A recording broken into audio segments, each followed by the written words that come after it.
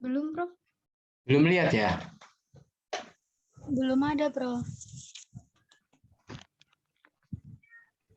Apa kalau gitu saya kirim aja ke Naagil ya.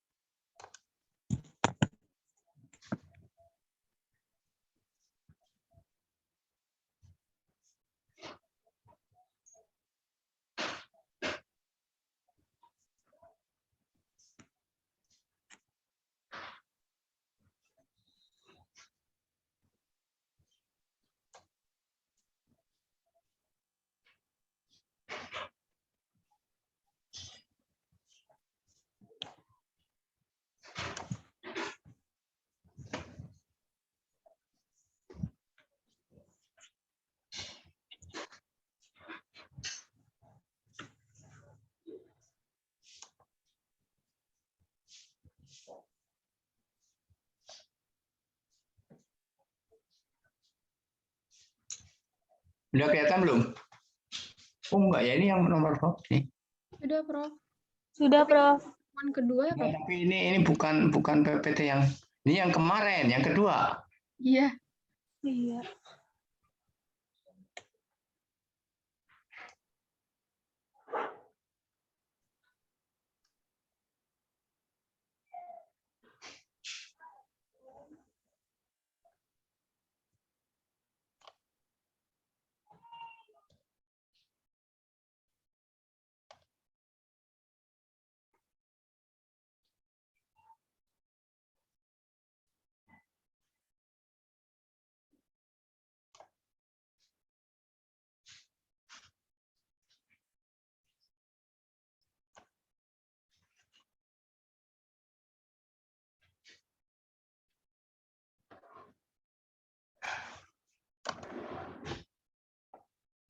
Kelihatan nggak?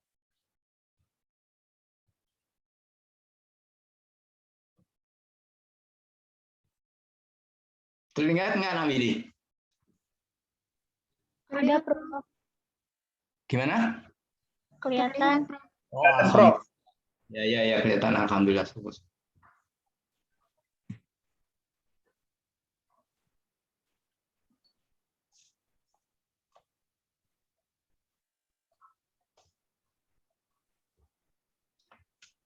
Nah, Agi, nah Anita, atau kita mulai saja?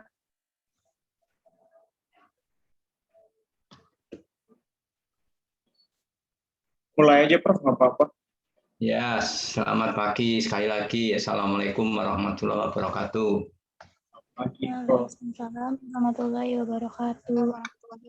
Ini substansinya sedikit ada apa itu over dengan yang kemarin ya, nak, yang tapi nanti di belakangnya bisa lihat kemarin kita sudah diskusikan tentang ini ya, tentang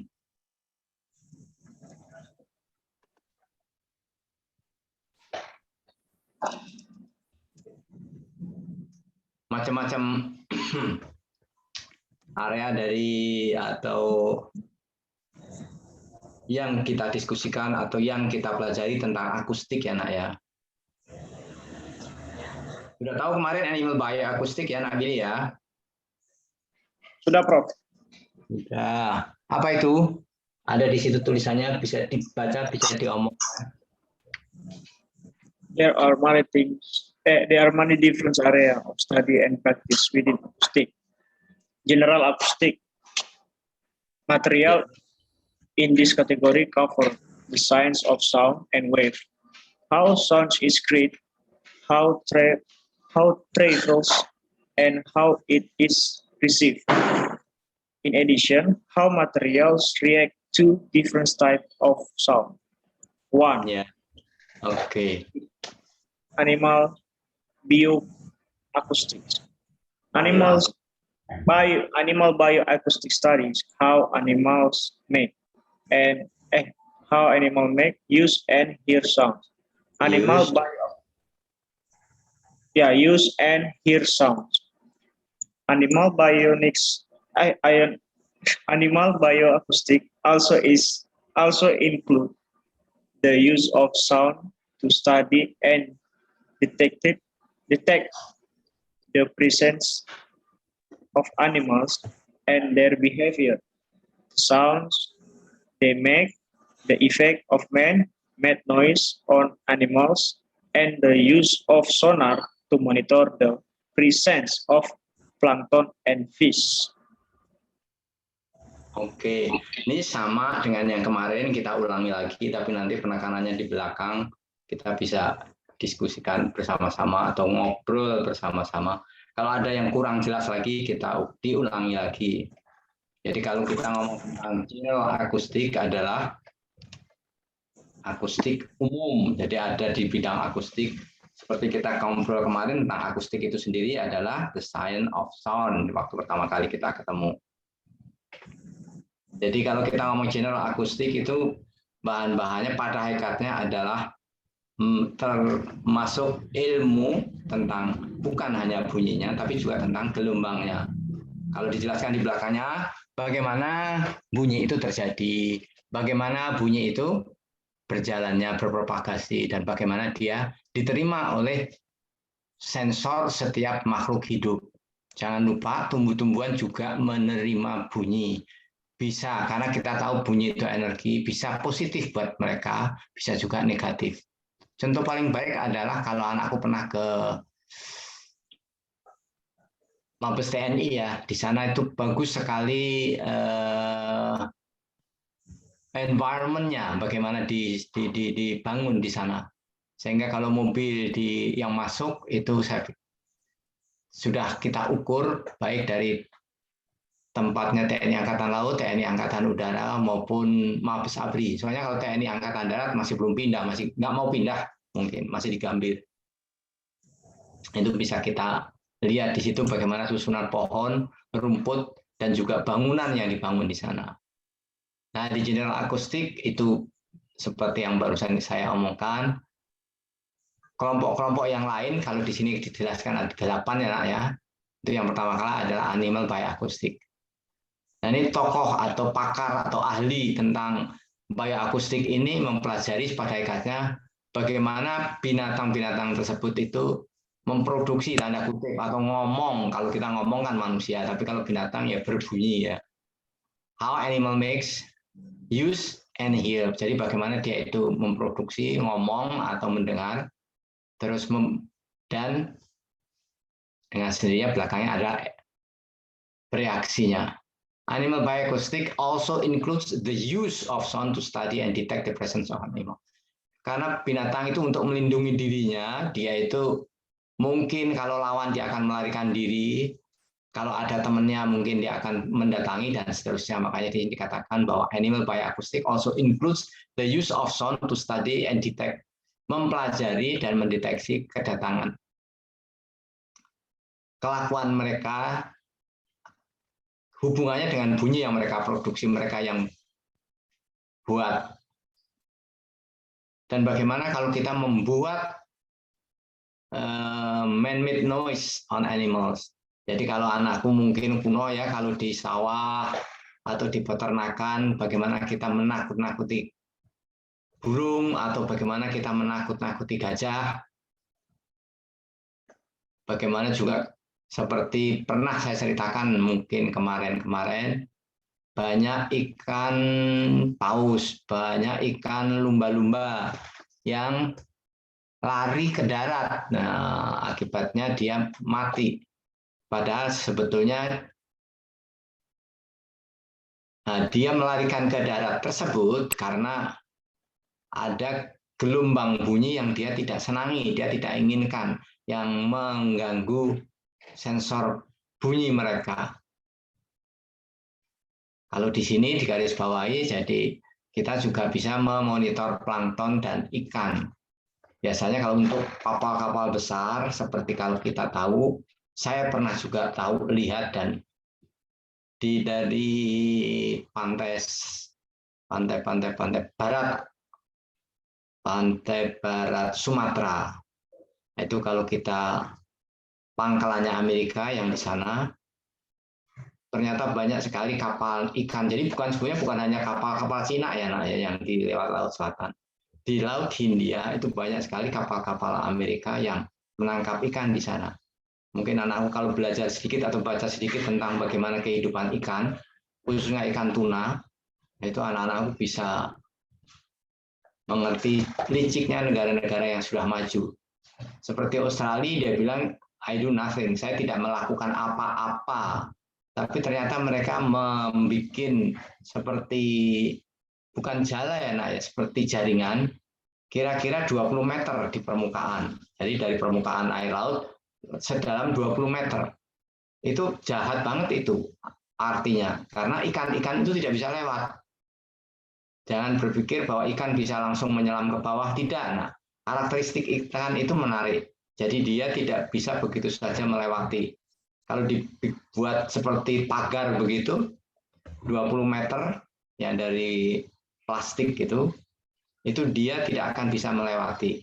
Nah, ikan tuna akan terperangkap di daerah itu saja. Nah, itu kemudian ditangkap oleh nelayan-nelayan Australia. Jadi dia tidak aktif pakai kapal, tapi dia hanya menahan. Karena ikan tersebut kan dari panas ke dingin. Jadi kalau dia mencari suhu laut yang optimal, suhu laut yang cocok dengan. Nah, di sini biasanya negara-negara yang maju maaf bahasa saya kurang bagus, menakali ya, sehingga nelayan-nelayan kita itu susah sekali mendapatkan ikan tuna. Ikan tuna paling disenangi termasuk juga orang-orang Jepang. Nah, itu kalau seperti yang saya katakan tadi, itu kapal Amerika di Lautan Hindia itu banyak sekali. Itu mereka menangkap langsung menjadi bahannya tadi dari ikan menjadi ikan kalengan. Nah, itu dia juga bisa mendeteksi di mana banyak ikan dengan mengetahui plankton yang ada sekitar di situ.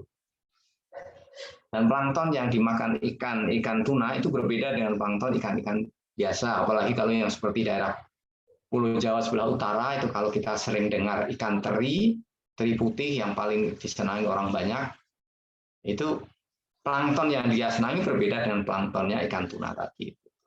Nah, ini para ahli animal bioacoustician ini luar biasa, anak. Tapi juga untuk kepentingan alutsista, alat utama sistem senjata, pemahaman tentang hal ini juga penting sekali. Artinya bukan hanya gelombang bunyi keberadaan plankton dan ikan, tapi gelombang bunyi kaitannya dengan keberadaan kapal-kapal selam asing.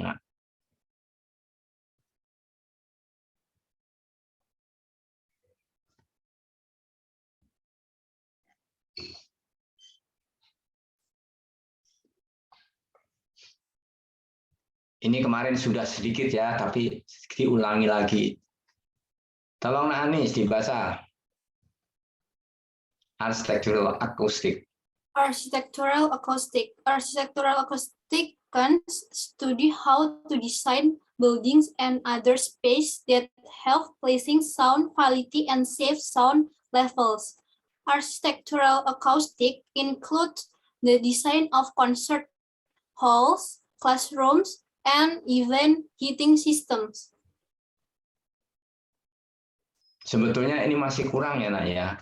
Jadi kalau kita hanya mengatakan bahwa architectural akustik itu hanya termasuk concert hall, classroom, heating system, bukan. Tidak cukup itu, Nak. Bukan hanya itu maksud saya.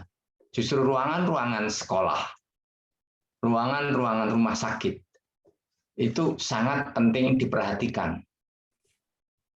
Karena dari teknologi kedokteran yang paling baru, bunyi juga banyak mengganggu, tanda kutip ya, bisa menyebabkan penyakit. Nah, ini banyak yang tertarik 2010 ke sini, ini banyak sekali. Jadi sering kita mendengar orang yang tempatnya di dekat terminal bus, itu banyak sekali gampang bertengkar, gampang berantem. Tapi juga orang yang mempunyai tempat di pinggir jalan tol yang dulunya perumahan, ternyata banyak sekali yang menderita depresi. Ya, ternyata itu juga karena bunyi. Apalagi kalau anakku berkesempatan begitu melihat tol dari Banten ke Jakarta begitu. Di situ dulu rumah, dulu belum ditempatin rumahnya. Di situ dulu rumah sama sawah itu. Tidak apa-apa, tapi kalau sekarang sawahnya tidak ada, dilewatin jalan tol, terbukti banyak sekali orang yang mendapatkan apa yang disebut dengan psikosomatic illness, penyakit-penyakit yang dikatakan karena psikis. Frekuensi yang rendah tapi terus-menerus, yang analoginya saya pernah cerita, airnya tetesi kepala terus-menerus itu juga luar biasa. Nah, hal-hal ini sekarang banyak yang diperdalam karena banyak penyakit-penyakit yang baru diketahui disebabkan karena bunyi yang intensitasnya rendah, tapi tiap hari didengarkan di situ.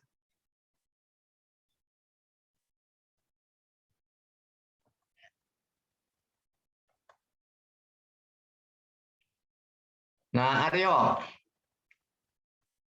Halo, Nak Aryo.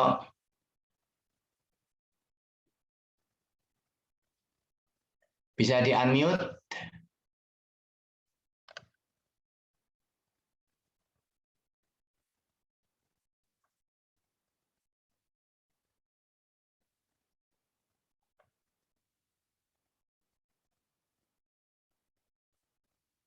Halo, Nak Raihan.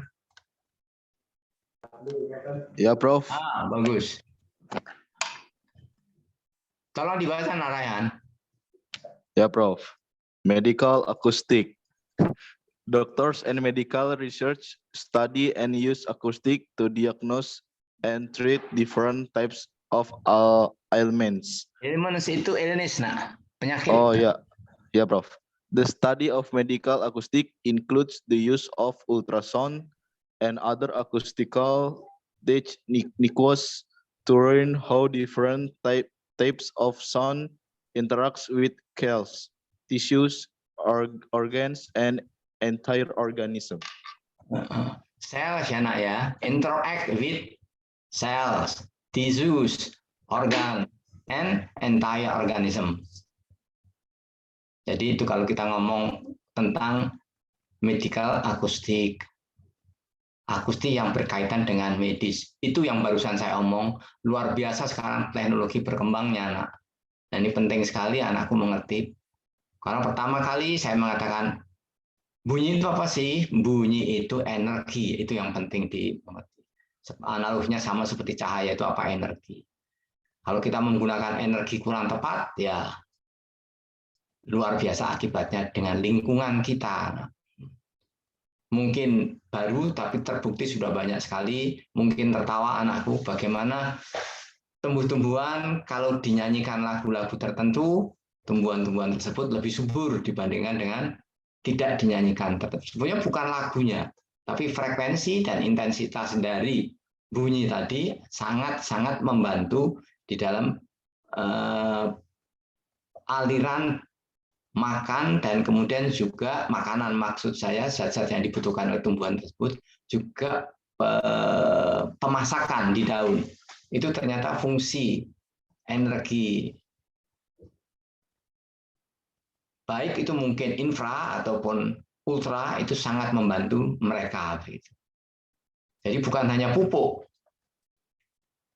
Dan hal-hal yang kecil ini sangat mempengaruhi. Yang dulu anggapannya hanya zat-zat makanan yang dibutuhkan oleh tumbuhan. Sama juga binatang yang di kebun binatang, pasti mereka makannya jauh berbeda dengan yang ada di alam bebas. Bahwa yang di kebun binatang itu dengan bantuan lagu-lagu atau suara-suara tertentu, bunyi-bunyi tertentu, itu akan membantu mereka. Yang binatang gajah yang sendirian itu bisa dibantu dengan suara-suara gajah, dalam artian gelombang bunyi yang lain, yang menenangkan mereka yang sendiri. Harimau pun juga sama begitu.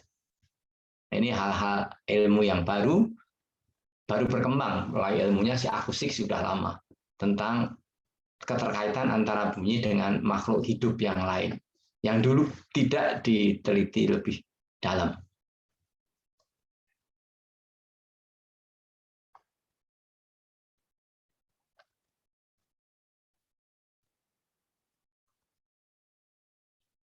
Nah, Muhammad Agil, gimana ini musical akustik? Coba dibaca. Nak. Musical acoustic study the science of how music is made, travel, and is How heard. music is made, travel, and is hearing. How music is made, travel, and is heard, including architect, music, and instrument designers. Ya, termasuk arsitek, musician, kalau musician itu musikus ya kalau bahasa kita, and instrument designer. Disambung lagi nak dengan kuping, telinga kita ini nak dibaca. Our ears. Our ears, hearing specialists and educators are interested in how our ears sense sound. In how our ears sense sounds. What types sound can damage our ears and how best to educate people about the dangers of loud sounds. Hearing specialists also study how to help people with hearing impairments. Ya, how to help people with hearing impairment. Jadi ketidakseimbangan pendengaran. Ini sekali lagi ya nak ya, kalau orang dengan suara yang intensitas tinggi dan frekuensi yang tinggi, sering sekali, oh iyalah jelas keras, tapi banyak yang mengabaikan yang dengan intensitas yang rendah, tapi frekuensinya tinggi dalam artian keseringan ya, bukan frekuensi N, bukan, tapi keseringan. Keseringan dia menerima frekuensi tersebut. Kalau lebih spesifik lagi bunyi tersebut, itu akan mempengaruhi juga kemampuan keseimbangan telinga. Ini terbukti dengan teman-teman saya yang mempunyai kegiatan sebagai glass blower ya nak ya. Apa itu teman-teman yang membuat peralatan-peralatan kimia tapi dari bahan-bahan gelas. Itu tiap hari kan tiup meniup, kalau dulu pakai mulut, sekarang sedikit pakai mulutnya tapi dibantu dengan alat. Dan alat tersebut mengeluarkan bunyi. Intensitasnya tidak tinggi, tapi ternyata itu sangat-sangat mempengaruhi terhadap hearing impairment, ketidakseimbangan pendengaran, tapi juga bukan hanya segi fisiknya, tapi psikologisnya. Gitu. Ya kalau sadar, kita bisa memperbaiki bersama-sama, mengetahui bahayanya hal tersebut. Begitu.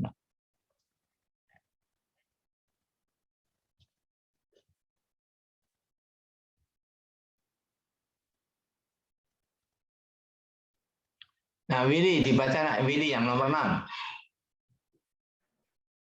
Speech science. Speech scientists study how speech is made, travels, and is heard. 7. Underwater acoustic. Underwater acoustic study natural and man-made underwater sound, how sounds are made, and travel in the underwater environment. Ya. Jadi kembali lagi ke yang nomor 6, speech scientists study how speech is made, travels, and is heard. Jadi kalau pakar-pakar di bidang ini biasanya untuk anak-anak yang kurang lancar berbicara itu mempelajari betul para pakar-pakar ini bagaimana sebetulnya suara kita itu diproduksi, dibuat. Dan kemudian bagaimana dia bisa sampai terdengar oleh telinga kita, ya dengan sendirinya dia akan melambat, travels and is heard. Kalau underwater akustik pada akhirnya juga sama, cuma tempatnya ilmu tentang bunyi, tapi yang ada di bawah air. Ya sebetulnya seperti kapal selam itu pakai underwater akustik, baik untuk mendeteksi jarak, kecepatan, dan seterusnya.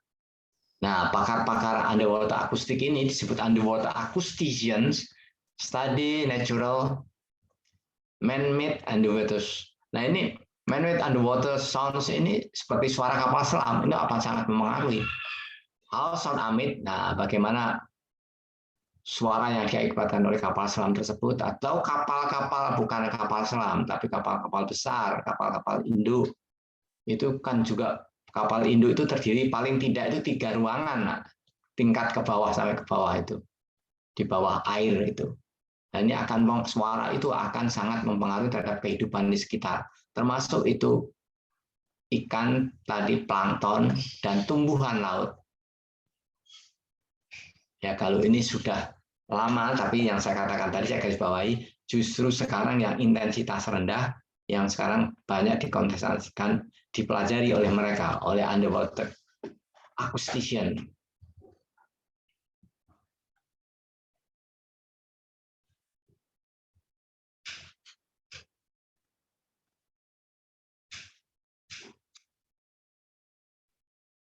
Ayo nak Raihan sekarang yang nomor 8 ini.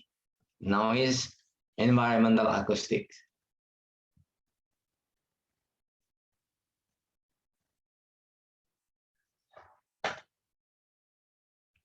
Halo Nak Raihan. Ya, Prof. Oke, silakan. Tolong dibaca dan diterjemahkan. Nah, kalau bisa. Noise or environmental acoustic. Noise specialists study natural and man-made noise, especially from machinery and transportation, and how people respond to noise.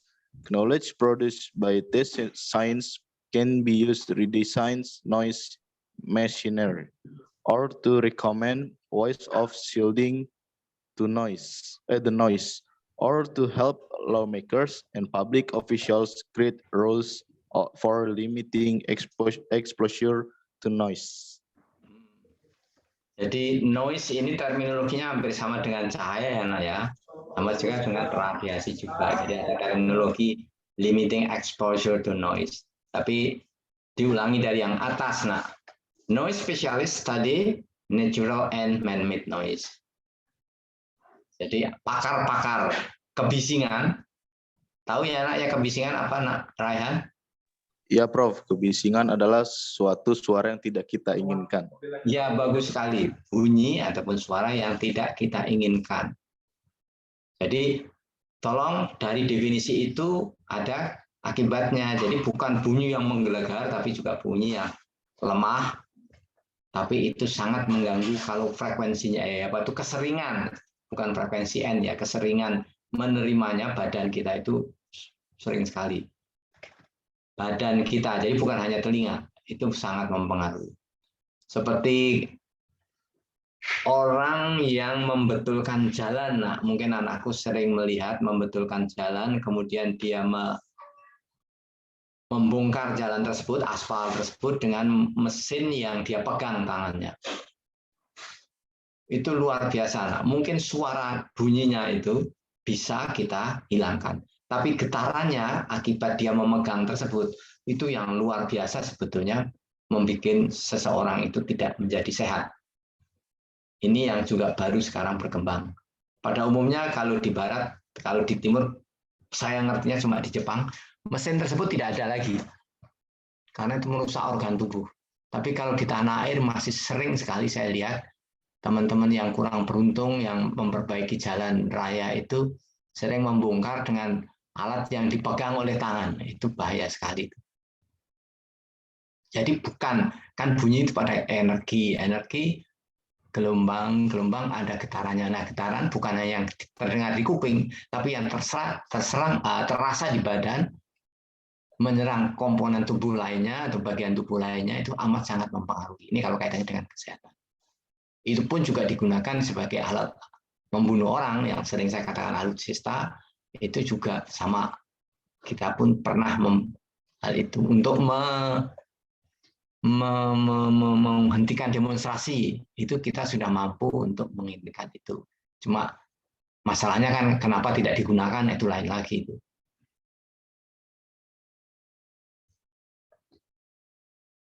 Ini kalau noise specialist ini ahli-ahli atau pakar-pakar kebisingan, dia mempelajari noise dari mesin-mesin yang dibuat oleh manusia dan juga transportasinya. Dan bagaimana manusia tersebut merespon atau badan manusia tersebut merespon kebisingan. Sekali lagi, sekarang bukan hanya manusia, tapi tumbuhan dan binatang pun juga sama. Kalau kita merespon yang audible, paling kalau yang mengganggu pendengaran, kita tutup telinga kita. Tapi justru yang tidak terdengar, baik itu mungkin infrasound maupun ultrasound, tapi itu sering menimpa tubuh kita, itu yang berbahaya. Tolong anakku bisa mengerti hal itu, bisa memberitahu orang lain bahwa tidak bagus kalau itu terlalu sering. Nah, dengan mempelajari tadi bunyi yang tidak diinginkan dari mesin maupun kendaraan-kendaraan yang digunakan di transportasi, para pakar tersebut bisa menggunakan untuk meredesain mesin-mesin yang noisy, yang bising, yang membuat suara mengganggu kita. Or to recommend ways of hearing the noise, atau mungkin mesin tersebut diberi kotak, kita shield, kita lindungi supaya bunyi ataupun getaran yang disampaikan bisa terbatas atau rendah di bawah ambang kebisingan. Atau juga membantu, ini agak menyeleweng tapi masih lingkungannya kekaitan dengan kebisingan, membantu orang-orang di undang-undang, juga orang-orang Pemda ya, yang membuat create rules for limiting exposure to noise, yang membatasi bunyi tersebut. Karena dengan mengetahui hal ini, undang-undang, peraturan pemerintah maupun peraturan daerah atau peraturan wali kota atau peraturan bupati, peraturan gubernur, Perda biasanya itu bisa diimplementasikan, tapi basicnya betul-betul bisa diterima begitu. Nah sekarang masih belum mengerti, tapi kok dilarang. Itu sekarang banyak yang dirubah supaya orang bisa mengerti bahwa yang sedikit, yang kecil itu tidak berarti tidak berbahaya untuk manusia. Yang penting di situ pada hakikatnya.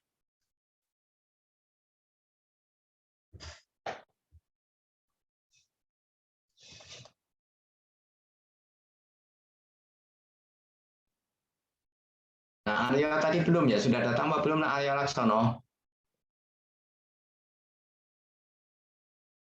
Ya, nggak apa-apa. Nah, Udah, Prof. Halo? Udah, Prof. Halo, Prof. Udah datang? Saya ada, Prof. Oke, Prof. terima kasih. Nah, coba dibaca, nak. Sound propagation, nak. Propagasi bunyi. Sound propagation. Sound propagates through air as a longitudinal wave. The speed of sound is determined by the properties of the air, and not by the frequency or amplitude of the sound. Sound waves, as well as most or other types of waves, can be described in terms of the following basic wave phenomena. Ya. Bisa diterjemahkan anakku, nah Aryo? Sama-sama dengan saya. Bunyi berpropagasi. Bunyi berpropagasi melalui udara sebagai gelombang longitudinal. Ya, berbentuk. Ini yang menarik. Kecepatan dari bunyi. Kecepatan dari bunyi ditentukan oleh apa itu namanya? Itu karakteristik ya, karakteristik udara. Ya, and not by the frequency or amplitude. Ini yang menarik, yang penting, yang harus digarisbawahi. Jadi kecepatan bunyi ditentukan oleh karakteristik udara. Mungkin di sini padat atau di situ terdiri banyak gas dan segala macam. And not by the frequency or amplitude of the sound. Sebetulnya kalau saya mengatakan bukan not, tapi not only by the frequency or amplitude of the sound. Sound waves, as well as most other type of waves, can be described in terms of the following basic wave phenomena. Nah, ini sama seperti kalau saya ngomong juga. Jadi kalau kita ngomong bunyi, sebetulnya lebih, karena saya orang latar belakang optik, jadi saya cahaya begitu. Pada hakikatnya hampir sama walaupun tidak mutlak sama, karena kalau di bunyi ada pembelokan, kalau cahaya tidak ada. Cahaya dibelokkan artinya itu dipantulkan, memanfaatkan kemampuan memantulkan diatur sedemikian rupa sehingga bisa keinginan arahnya dirubah itu bisa kita lakukan, tapi tidak berbelok. Tapi kalau gelombang bunyi ada terminologi itu pembelokan. Nah, aku bisa lihat di sini sound wave, jadi maksudnya di situ sumber ya, di source-nya ya nak ya. Itu mempunyai karakteristik kalau berkaitan dengan materi, berinteraksi dengan materi, materi itu juga bisa langsung manusia, bisa tumbuhan, juga bisa udara yang dikatakan tadi, akan terjadi apa di situ nak Aryo yang sebelahnya, reflection, interference, refraction, and diffraction. Jadi hampir sama dengan cahaya juga. Jadi ada peristiwa yang disebutkan pemantulan, ada juga yang disebut interferensi, ada juga yang disebut pembiasan, yang sebetulnya transmission ya, tapi kemudian difraksi. Nah ini yang berbeda sedikit, ada terminologi ini. Dan ini sangat dipengaruhi, characterized by speed of sound. Nah, jadi kecepatan cahaya sangat-sangat mempengaruhi terjadinya pemantulan, interferensi, pembiasan maupun difraksi. Begitu. Baik itu in gases or liquid, dan secara eksklusif bisa padat. Nah, ini dari basic ini, dari dasar pemahaman ini, anakku bisa, oh kalau begitu ada yang berbeda, ada yang berubah. Tapi juga dikatakan di sini can also be transposed waves or wave. Nah, dibuktikan di situ. Nah, kalau gelombang bunyi hampir sama dengan cahaya. Mungkin Aryo masih ingat kalau umpamanya di sumber itu kalau cahaya atau lampu itu 25 watt, setelah 2 meter kira-kira intensitas cahayanya menjadi berapa nak? Konsep saja, tidak perlu dihitung. Ada yang mengerti anakku yang saya maksudkan? Jadi dengan perubahan jarak, bagaimana perubahan intensitas? Nah, di sini di gelombang bunyi juga ada yang disebut inverse square law. Sama dengan cahaya tersebut, bunyi pun sama juga terpengaruh oleh inverse square law. Apa itu? Seperkuadrat jarak ya nak ya. Hukum seperkuadrat. Jadi kalau jaraknya tambah 2 meter, nah dia jadi 1/4. Tambah 3 meter, 1/9. Jadi bukan 1/2, 1/3 bukan, tapi dikuadratkan begitu, inverse square law. Nah ini dasar gitu secara umum anakku tahu. Dianggap dihitung dari from point source. Jadi dihitung dari titik sumbernya begitu. Nah kalau cairannya itu seperti laut ya, walaupun laut sebetulnya walaupun bermacam-macam, tapi pada hakikatnya kalau di kedalaman tertentu itu hampir semuanya sama, sehingga mereka mengabaikan karena biasanya pengukuran tidak dilakukan di permukaan air laut. Maksud saya di 0 sampai 10 sampai 20 bisa dikatakan tidak begitu diperhatikan. Biasanya lebih dalam lagi baru itu digunakan pengukuran dengan memanfaatkan gelombang bunyi yang ada untuk mengukur jarak segala macam itu di situ. Ya kecuali kalau kapal selam berhubungan atau berkomunikasi atau justru bermusuhan dengan kapal induk. Seperti saya katakan tadi, kalau kapal induk itu kira-kira ke bawahnya itu seperti 3 tingkat rumah begitu. Nah di situ yang bisa kita lakukan lebih rinci ya, lebih detail. Kalau ada komentar, ada pertanyaan, langsung tanyakan ya.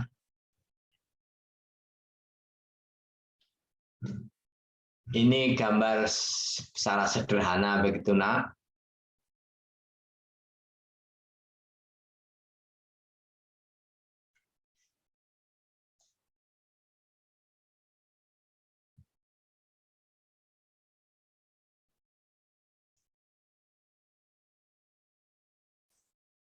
Nah, Anita Damayanti, coba dibaca yang reflection aja, Nak.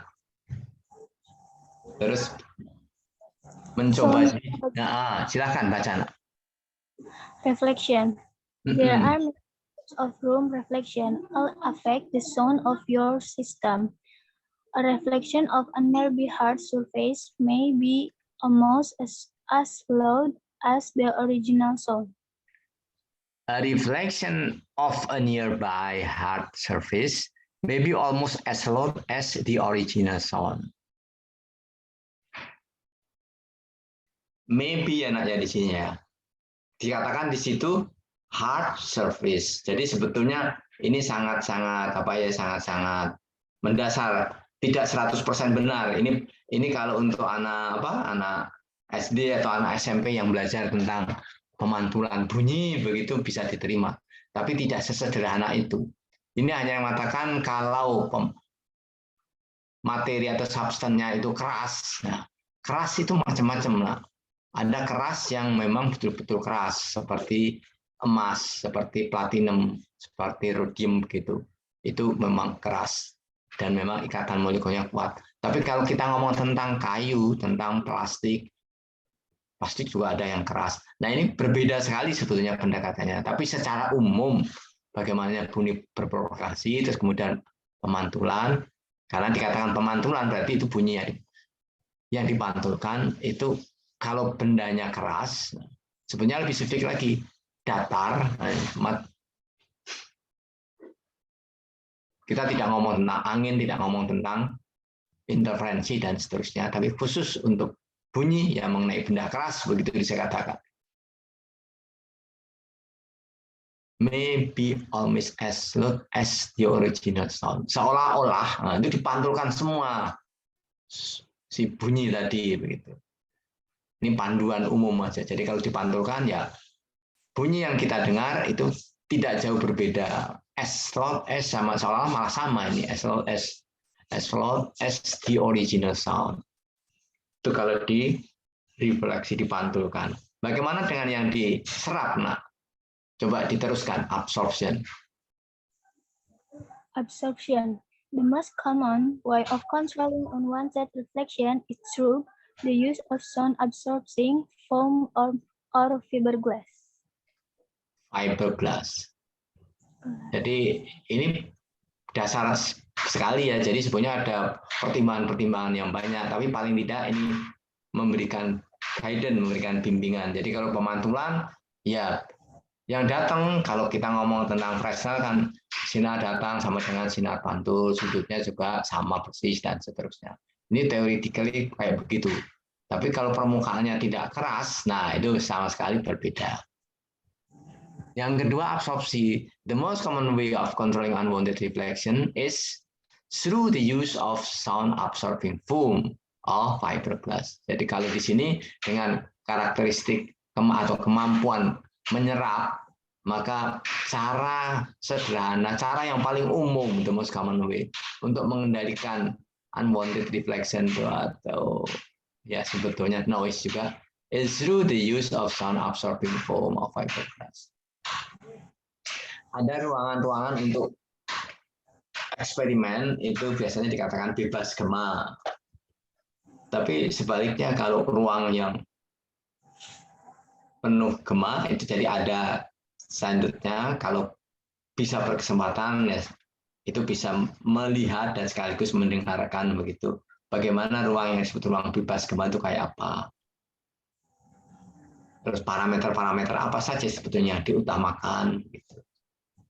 Ya sekarang di BSN, kalau dulu di sekarang ya di BSN bukan di BRIN, kalau dulu di LIPI. bagaimana ruang yang bebas gema itu. Nah, ini ada terminologi lain lagi yang diffusion. Gimana, Nak Willem dibaca, Nak Willy, apa itu diffusion bunyi itu? A diffusion surface doesn't directly reflect or absorb sound, but scatters it in many directions. But scatters, jadi dia tidak, yang disebut permukaan difusi itu yang permukaan kayak apa? Jadi dia tidak memantulkan dan dia tidak menyerap, tetapi menyerakkan, scatters it in many direction. Kalau scatter pasti ke segala arah begitu. Kalau reflection hanya satu arah. Terus kan? Recent diffuser design use irregular surface based on mathematical numbering theory. Ya, nah ini memang kalau untuk mendesain permukaan-permukaan yang tadi saya katakan bebas gema, itu bahan-bahannya saya kira secara visual, secara kasat mata anakku bisa, atau sering perhatian gambar kalau tidak pernah. Malahan kalau di lab di UNAS juga ada sedikit perubahan kemarin digunakan anak yang tugas akhir untuk mengurangi terjadinya penurunan bunyi akibat karena difusi tersebut. Nah, memang mendesainnya dikatakan di sini menggunakan irregular surfaces based on mathematical number theory. Ya, jadi rumusnya ya tidak hanya sekedar, tapi juga bahannya apa, terus jaraknya berapa, intensitas awalnya, dan apakah dia mempunyai karakteristik yang berbeda awalnya atau bawaan, sehingga itu juga dipertimbangkan di dalam memanfaatkan yang scattered ini.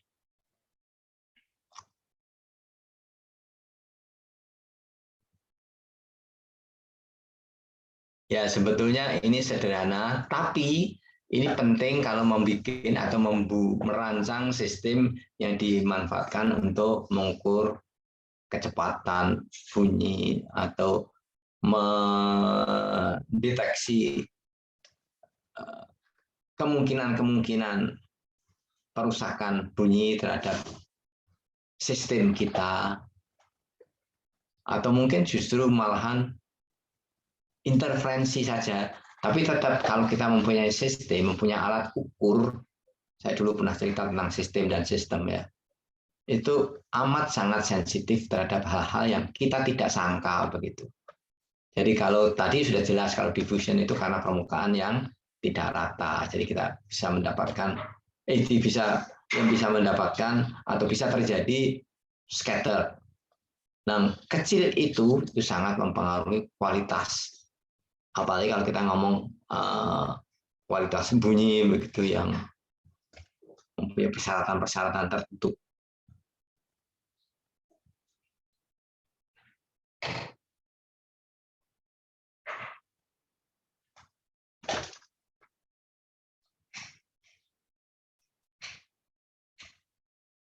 Ayo Anis lagi kembali tentang, sekarang ngomong tentang reflection of sound. Reflection of sound. The reflection of sound follows the law angle of incidence equals angle of reflections, sometimes called the law of reflections. Oke, The stop. same behavior. Berhenti dulu, Nak. Satu kalimat itu anakku wajib mengerti. Nah, gambarnya yang sebelah kiri ini, Nak.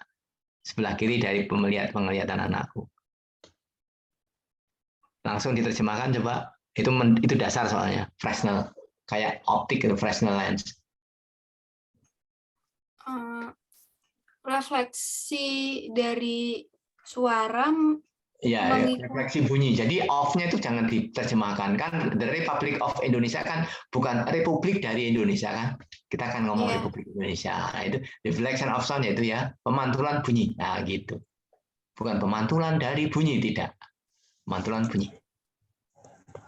Pemantulan bunyi mengikuti bunyi Mengikuti hukum sudut datang sama dengan sudut pantul. Sudut pantul. Iya, jadi angle of incident equals angle of deflection. Sama kan kalau di optik, di cahaya kan juga begitu. Sudut datang sama dengan sudut pantul.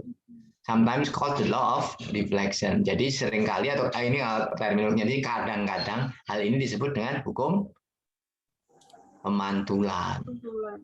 Oke, terus nak baca.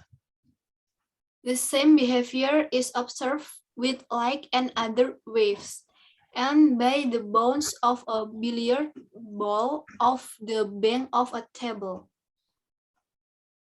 Sama seperti behavior. Behavior itu kelakuan. Kelakuan yang sama bisa diamati dengan cahaya Dan yang berbeda gelombangnya. gelombang. Atau juga sama. Kita bisa membayangkan begitu ya nak ya. Seperti kalau kita bermain dan kemudian kita bisa lihat bagaimana kalau di meja biliar itu.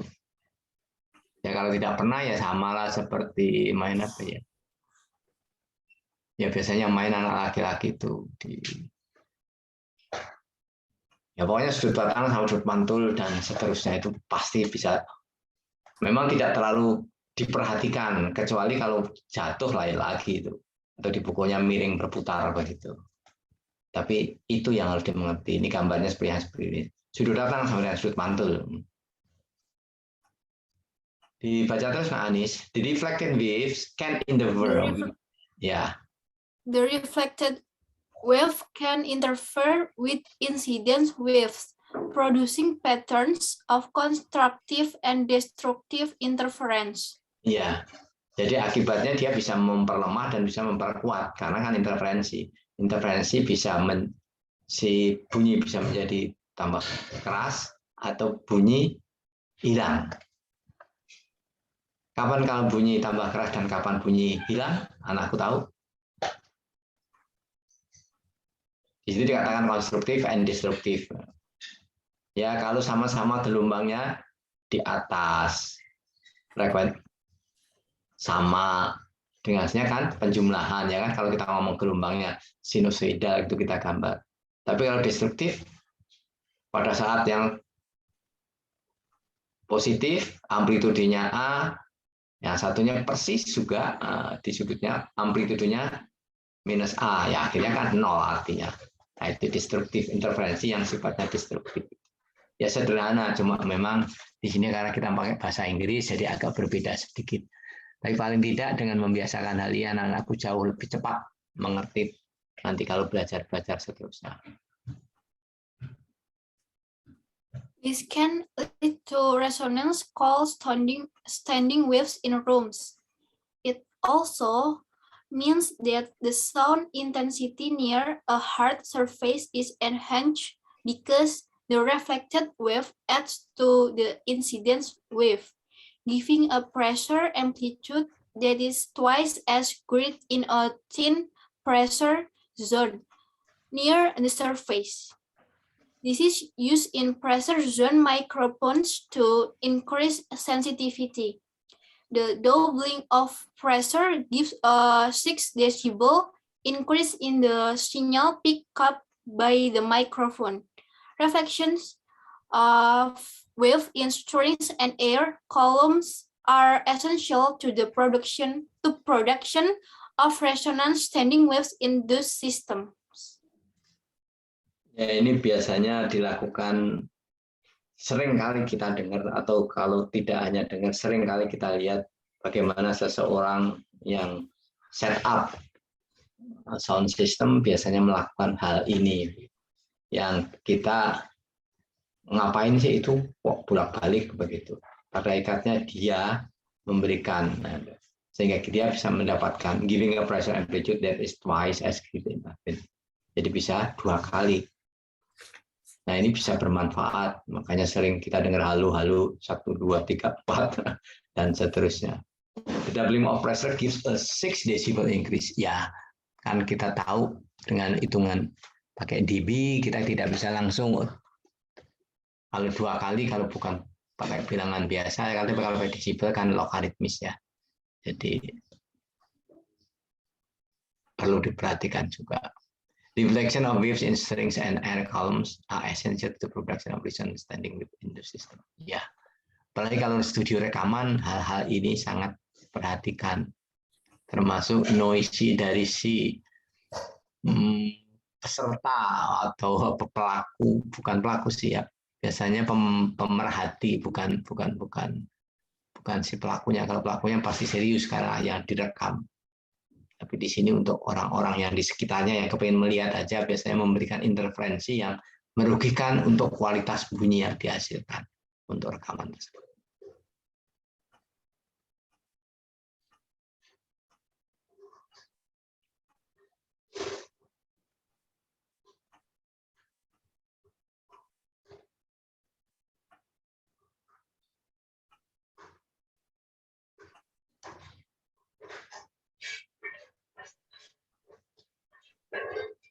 Nah, Anissa Talita, coba dibaca nak, interference of sound, interferensi.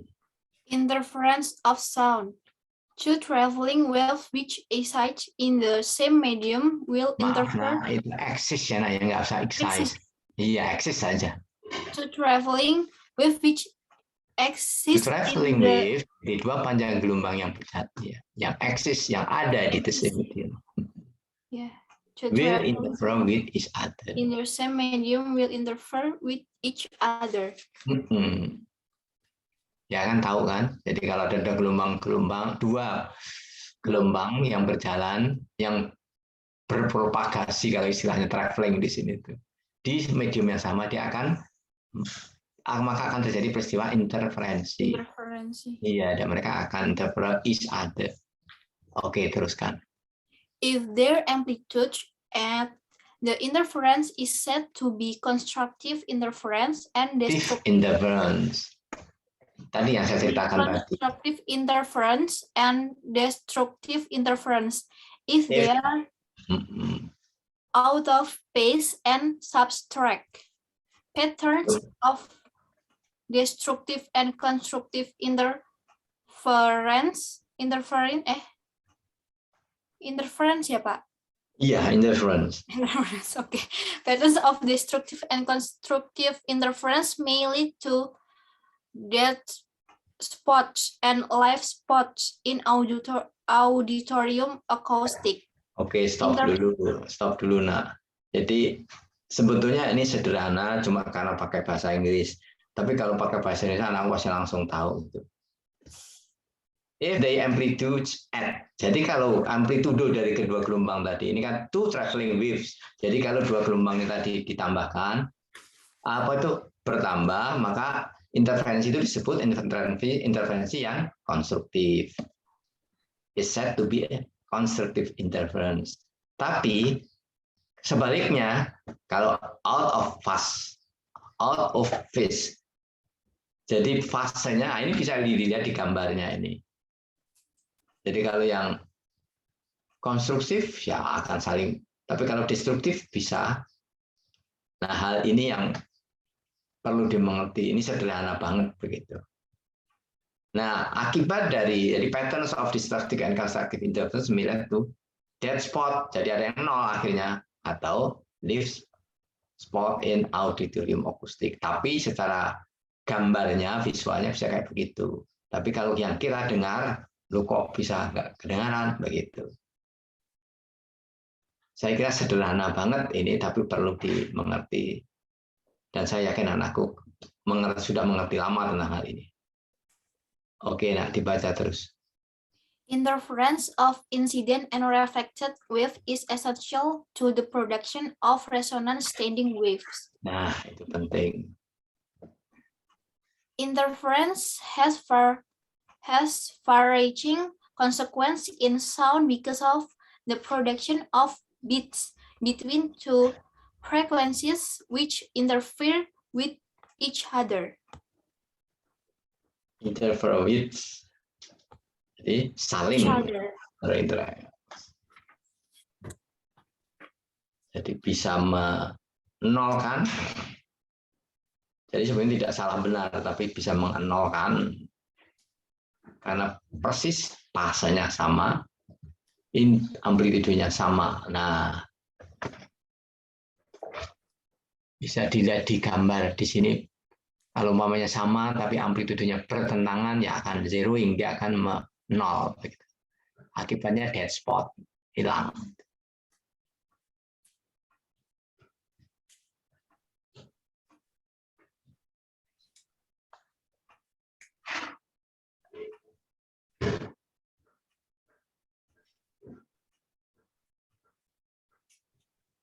Nah, Willy lagi nah, diffraction of sound.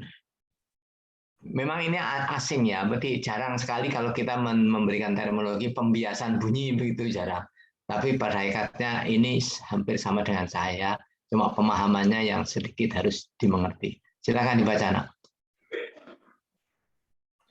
Refraction of sound. Refraction is the bending of wave when they enter a medium where their speed is different. Refraction is not so important a phenomenon with sound as it is with light, where it is responsible for image formation by lens, the eye, camera, and etc. But bending of sound wave does occur, and it is an interesting phenomena in sound. Jadi bisa dimengerti. Jadi bedanya dengan cahaya, kalau cahaya itu sangat penting sekali dimengerti ini, karena ada kaitannya dengan pembentukan bayangan, image formation, yang mungkin dari lensa kalau gitu sistem optik, atau mata kita, atau kamera kalau kita punya kamera, itu di handphone. Itu sangat penting pembiasaan ini. Yang memang kalau bunyi rasanya kok apa iya ya. Kalau pembiasaan di dalam cahaya itu kan karena perbedaan, apa penyebabnya, Nak Willy tahu? Yang mengakibatkan kok bisa dibiaskan itu. Indeks bias ya. Kalau di optik itu karena ada perbedaan indeks bias air sama gelas gitu. Tapi kalau bunyi ya sama analoginya begitu. Nah, ini sangat-sangat berarti untuk pembentukan bayangan kalau di cahaya. Tapi juga sama ini, apakah bunyi itu bisa kita terima baik? Kan biasanya terminologinya mungkin aneh begitu, tapi sering diomongkan ahli-ahli akustik. Suaranya itu harus bisa diterima utuh begitu. Apa yang dimaksud dengan utuh di sini? Memangnya ada bunyi yang ya karena kalau menyanyi suaranya tidak utuh begitu. Ya karena mungkin memang tangga nadanya tidak pas, atau sebaliknya sistem elektroniknya yang tidak pas, kurang bagus, sehingga penyanyinya lumayan atau bagus, tapi reproduksi dari sistem tidak bagus. Nah, ini kaitannya dengan refraksi. Yang di cahaya gampang sekali dipahami, tapi di bunyi kelihatannya agak susah, tapi itu terjadi. Tapi tidak seperti sesederhana seperti di cahaya gitu. Kalau dilihat anakku bisa di sini seperti seolah-olah belok begitu ya, Nak ya. Di gambar di sebelah sini. Apalagi kalau yang menggambarkannya ada yang seperti baris belok kiri atau belok kanan. Di mana yang kiri itu hampir diem, yang sebelah lingkar luar pasti harus lebih cepat gitu. Kok bisa kayak begitu ya?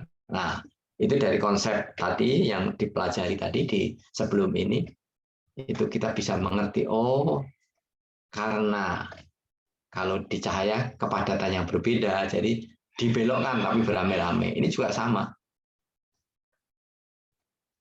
Karena mediumnya berbeda, jadi kecepatannya juga berbeda. Kecepatan bunyi berubah.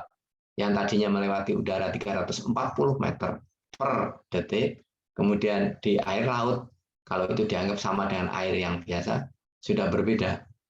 Mungkin 1470 meter per detik. Nah, ini perlu dimengerti. Ya, akhirnya kalau bahasa saya kan baca, pelajari, mengerti, dan insya Allah paham, bisa memahami. Karena kalau bisa memahami, mendesain tidak ragu-ragu lagi. Masa iya sih cahaya kok dibelokkan gitu. Pada terminologi itu kita ambil untuk memudahkan sebetulnya.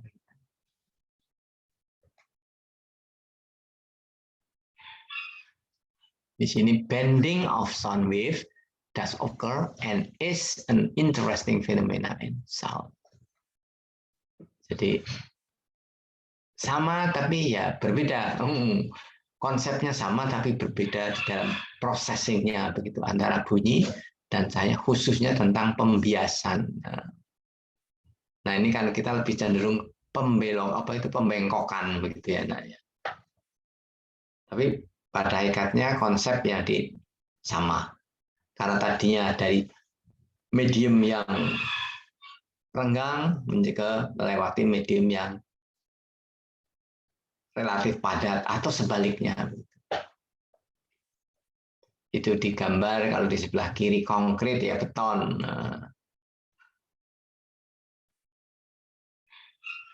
Atau lebih gampangnya juga sama kalau lihat di sini dimisalkan begitu dengan toy car rolls from a hard floor onto carpet. Jadi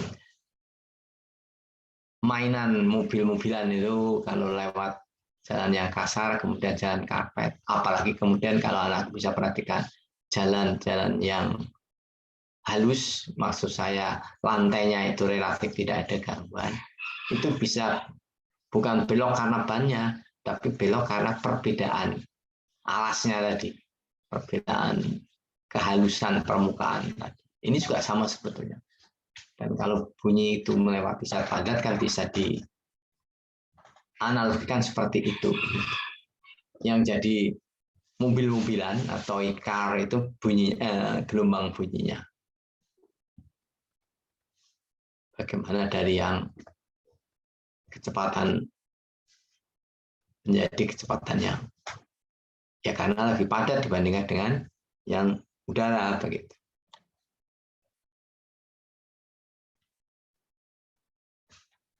Nah ini juga dikatakan di sini masih saya sambung Billy.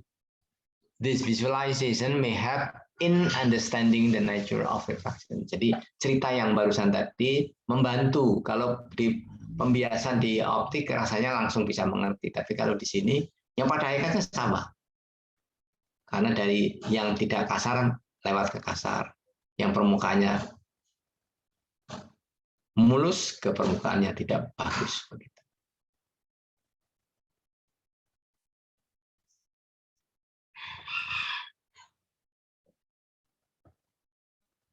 Nah, itu digambarkan a column of troops approaching a medium where the speed is slower as soon will turn toward the right because the right side of the column hits the slow medium first and is therefore slowed down. Iyalah, itu hanya kepingin menggambarkan bagaimana sebetulnya bunyi itu berinteraksi dengan substance atau medium. Tapi dicoba digambarkan supaya mengerti, oh itu kenapa kok jadi belok begitu. Ya kalau di optik selalu kok mestinya lurus kok jadi belok ya karena indeks biasanya berbeda. Yang satunya padat, yang satunya kurang padat, dia kan gampang seolah-olah gambarannya begitu melewatinya. Tapi kalau yang padat, nah ada usaha berbeda. Di situ bisa dimanfaatkan juga untuk pengukuran jarak dan seterusnya. Biasanya bahan yang dipakai mempunyai angka-angka yang kalau di bunyi indeks bias, kalau ini angka kecepatan penjalaran bunyi propagasi bunyi. Kalau di cahaya N ya, kalau ini bisa K, mungkin Anda bisa terminologi yang berbeda. Prancis sama Inggris sama Belanda, tiga-tiganya berbeda.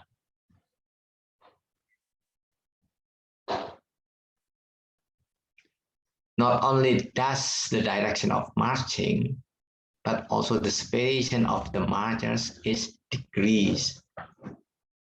Jadi semakin melebar.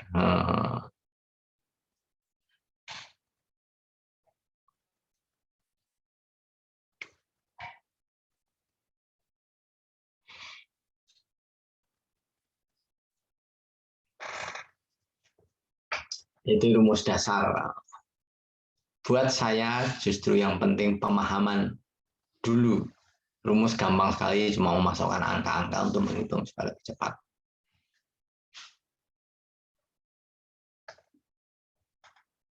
From the basic wave relationship, it is clear that a slower speed must shorten the wavelength. Ya sebetulnya mikirnya nggak usah terjauh-jauh. Kalau kecepatannya rendah, ya dengan sendirinya kan beda dengan yang faster speed dan seterusnya. Another visualization of refraction can come from the steering of various types of tractors, construction equipment, tanks, and other tracks.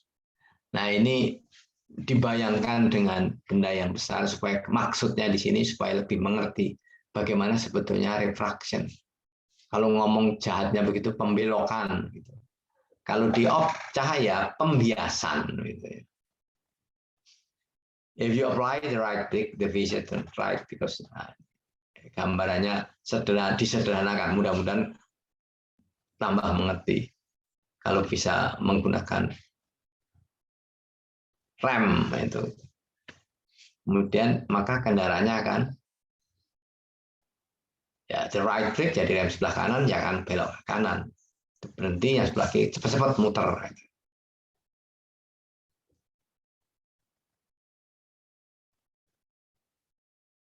Itu kira-kira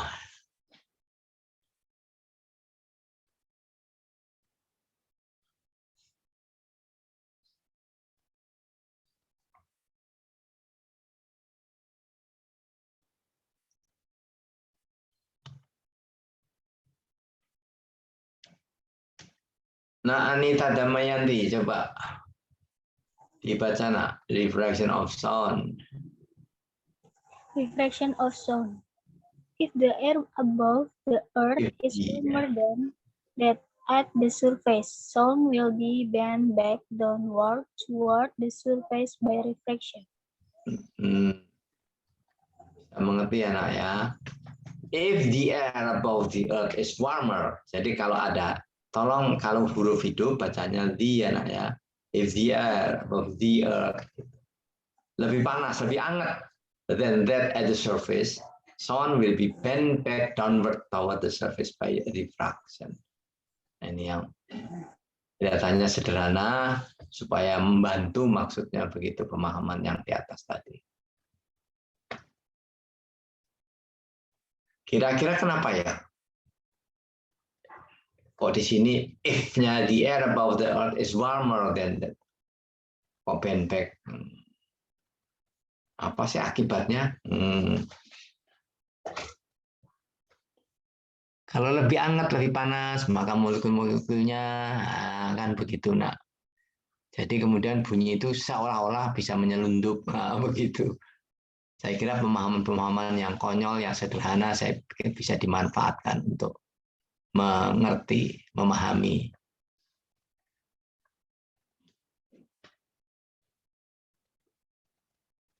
Ya ini secara teori seolah-olah bisa, ini ada idealisme, jadi ada pengidealan kondisi begitu.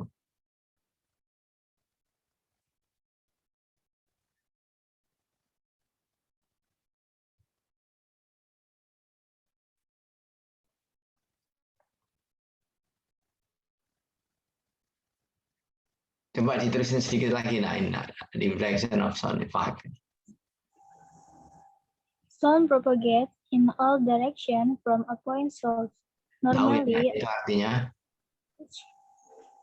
Kenapa, Prof? Tahu artinya itu ya? Bunyi berpropagasi ke segala arah. Ya, seolah-olah bunyi dianggap titik. Sumbernya itu titik, seolah-olah. Ya kan tidak mungkin. Seperti yang paling sederhana aja kalau kita ngomong di mikrofon itu. Gimana ya pengandaiannya kok titik itu? Karena diharapkan di situ tuh bisa ke segala arah. Pemahaman ini ada pengandaian yang seolah-olah itu dianggap titik. Makanya di sini diberikan untuk pertama apa itu untuk awal. Sound propagates in all direction from a point source. Tapi benar apa enggak ya? Kayak kita bisa dapatkan sumber bunyi yang betul-betul ideal seolah-olah seperti enggak kan? Nah, dari situ kita juga ada pengecawan tidak penghitungan nantinya. Even itu kurang, kok bisa kurang 0,8 dB, kenapa ya, dan seterusnya, itu bisa dipahami karena formulanya tadi. Oke, terus mana? Normally, oke. Normally, only that which is entirely directed towards the listener can be heard. But Initially, directed toward the listener can be heard. But normally, refraction can bend sound downward. Jadi mungkin kita ya. only the direct is received, but reflection can add some additional sound, effectively amplifying the sound. Natural amplifier can occur over cool legs. Ya, dari tadi ya, dari kalimat yang tengah ini. Normally only the direct sound is received. Jadi secara umum begitu kalau kita lihat, begitu, only the direct sound is received. But tetapi karena udara ini berbeda, ya karena yang di atas maupun dekat permukaan itu berbeda, maka di sini ada yang disebut sebetulnya pembiasan suara, refraction. Ya, memang normally only the direct sound is received. Kira-kira apa itu, Nak? Kok yang langsung yang bisa didengar, yang lainnya kok enggak, kenapa? Ya jaraknya kan lebih cepat. Nah itu direct itu kalau di sini dapat di atas itu kan ada direct sound part. Ya karena langsung.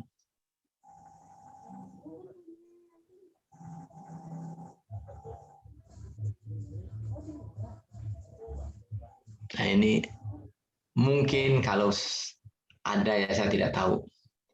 Tapi lingkungan bisa membantu kita begitu. Ya kalau relatif kalau di kompleks ini karena masih banyak danaunya, itu kalau pagi-pagi teriak-teriak bisa mengerti tentang apa yang disebutkan dengan reflection of sound ini. Natural amplifiers can occur over cool lakes. Betul. Jadi kalau ada telaga, kemudian aku di berseberangan terus teriak, itu nanti bisa. Kadang-kadang berebut suaranya, kadang-kadang lebih kuat suaranya. Ini konsep-konsep dasar tentang interaksi antara bunyi dengan lingkungan. Yang tadi gambarnya, anakku tahu tadi, ada beberapa tadi. Nanti bisa dipelajari lagi.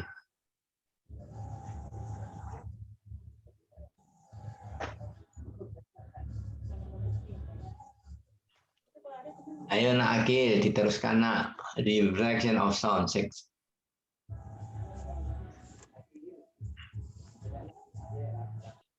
Oh, Prof, Agil atau Agis ya, Prof, tadi?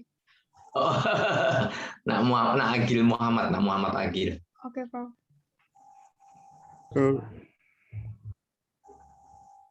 Silakan Nak, nggak usah ragu-ragu. Early morning fisherman may be the person most familiar with the reflection of sound. Ya, kalau saya katakan kalau dekat telaga ini bisa dimengerti. Ya sudah, kalau Agil nggak ada, nah Agi, Agis. Ya, Prof. Saya baca ya, Prof. Ya silakan. Early morning fisherman may be the person most familiar with the reflection of sound. Ya saya kira begini Nak, bukan mesti harus tukang kail ikan atau nelayan di danau. Tapi kalau mungkin anakku pernah mengalami itu jauh lebih baik. Jadi ini yang umum kalau di tadi pertimbangannya adalah temperatur di atas air dengan di permukaan itu berbeda, sehingga kita menerima bunyi itu seolah-olah seperti dipantulkan seperti 2 kali begitu.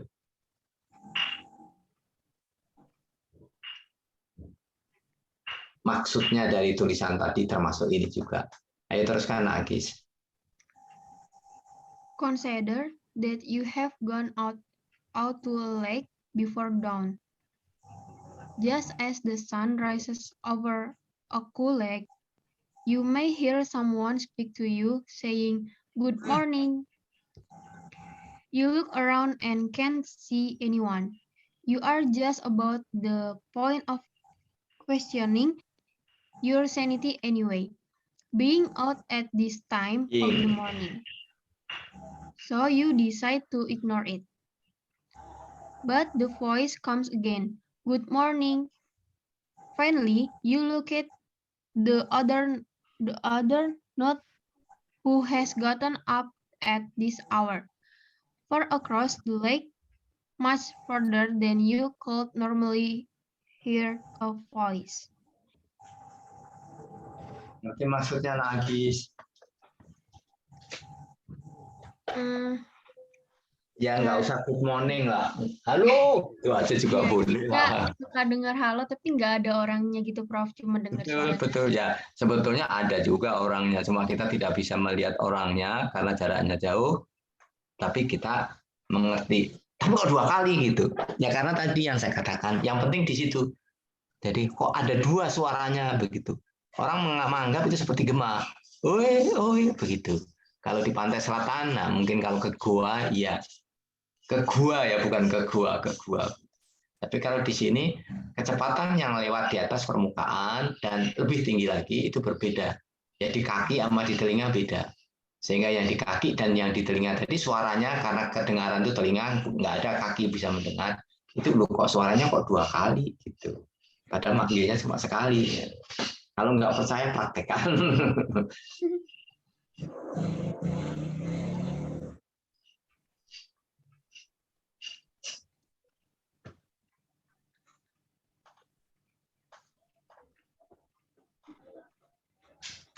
Ya sebetulnya ini bukan hanya di mana tuh di danau, lebih-lebih lagi kalau di laut.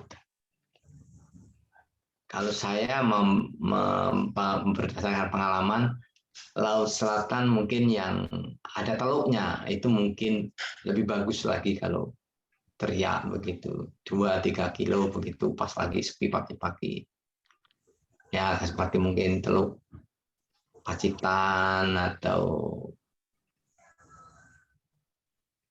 Pigi, Kediri Selatan itu bisa. Kalau di utara ya itu banyak jelas. Kalau di selatan sangat sedikit yang datar begitu pantainya. Selain ombaknya memang juga besar, jadi amat sangat mempengaruhi pendengaran kita. Gitu.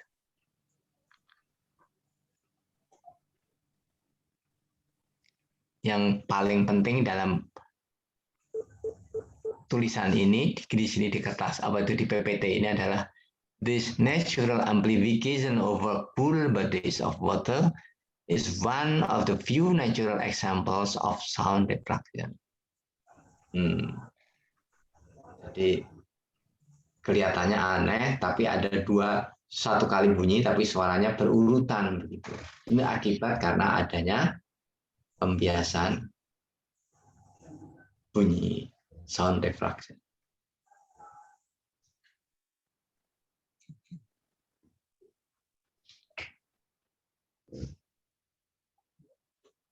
Ini juga menarik kalau umpamanya dikaitkan dengan anakku menonton.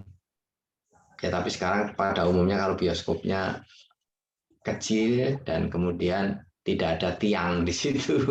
Kalau zaman dulu memang kurang beruntung kalau mendapatkan di pertunjukan begitu. Kemudian kita duduknya agak tertutup oleh tiang begitu di tengah di depan kita. Nah, ini yang disebut terjadinya diffraksi. Itu kalau kita lihat gelombang, mestinya gelombangnya sama reguler, tapi karena ada dia gelombang tadi menabrak tiang, atau menabrak benda di tengah kita atau di depan kita maksudnya, maka bentuk gelombang akan berbunyi. berbeda, sumber bunyinya akan berbeda ya Mbak. Sehingga agak lebih lambat kalau dengar telinga ya, tapi memang ordernya karena tiangnya juga kecil, tapi itu akan semakin membesar kalau yang menerima itu akan jauh di belakang gitu. Jadi bukan hanya sekedar karena jaraknya yang jauh, tapi karena ada peristiwa difraksi tadi. Seperti kalau di laut maupun di danau kan tidak apa-apa, hanya perbedaan kerapatan antara mungkin 1 cm atau 10 cm di atas permukaan air danau dengan tergantung tinggi kita 1,5 meter ataupun mungkin 1,60 begitu tinggi telinga kita.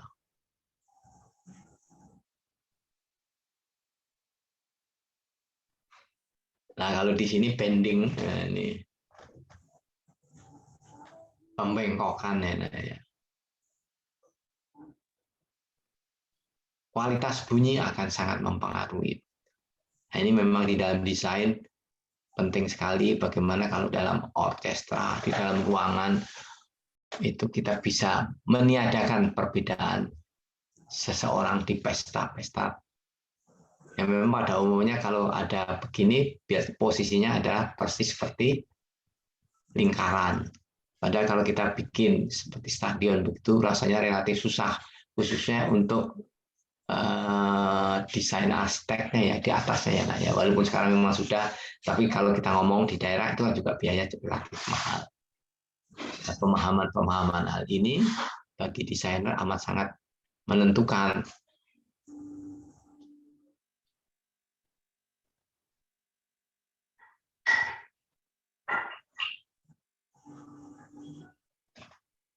Ini menjelaskan semuanya sebetulnya bagaimana bunyi ini karena dihambat, ditekuk atau dibengkokkan karena adanya hambatan, karena semuanya seperti cahaya juga bunyi itu berjalan lurus. Tapi karena ada hambatan di depannya, maka karakteristik lurus tadi tidak bisa dipertahankan. Untuk kembali ke semula perlu waktu. Nah, waktu inilah yang mengakibatkan kita bisa mendengar, lu kok ada suara 2 kali. Ya karena hal tersebut kira-kira. Another common example of diffraction is the contrast is sound from a close lightning strike and a distant one. Kira-kira kalimat terakhir ini dimengerti, Agis atau anak-anakku lainnya juga. Another common example of diffraction is the contrast in sound from a close lightning strike and a distant one. Kan ada delay time ya. Sebetulnya bunyi pada saat kilatan itu terlihat oleh mata kita, itu ya begitulah, itu bunyi. Tapi karena kecepatan cahaya dengan kecepatan bunyi jauh berbeda, kecepatan cahaya berapa? Nah, Agis? 300 ya. ribu. Iya. Per 300.000 kilometer rupiah. per detik. 300.000 rupiah. 3 kali 10 pangkat 8 meter per second, Prof. Anakku. Bagus, senang nak saya. Nah, kalau kecepatan bunyi di udara? Kecepatan bunyi di udara 330 meter per second. Terus 40. Ya boleh 300 juga boleh lah, nggak apa-apa lah. Sama anaknya nggak apa-apa lah. Jadi lebih lambat ya kan, sehingga tapi sebetulnya ada peristiwa yang tadi ditonjolkan tentang difraksi tadi. Jadi ada cepat dan lambat tadi ya nanya. Malah kok 2 kali begitu. Apalagi kalau tinggalnya di pantai selatan. Terus persis di tikungan yang ada guanya. Waduh susah banget itu. Di pantai utara juga boleh. Atau di amphitheater kalau yang di kuno, di Yunani kuno. Itu suaranya bisa justru yang karena ketidaktahuan mereka mengatakan bahwa dewa marah itu, padahal itu terjadi karena terjadi peristiwa difraksi.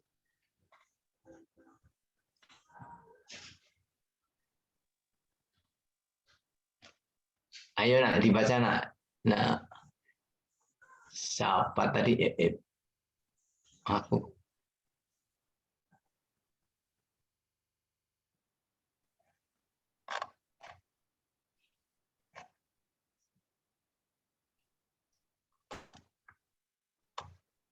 Ini.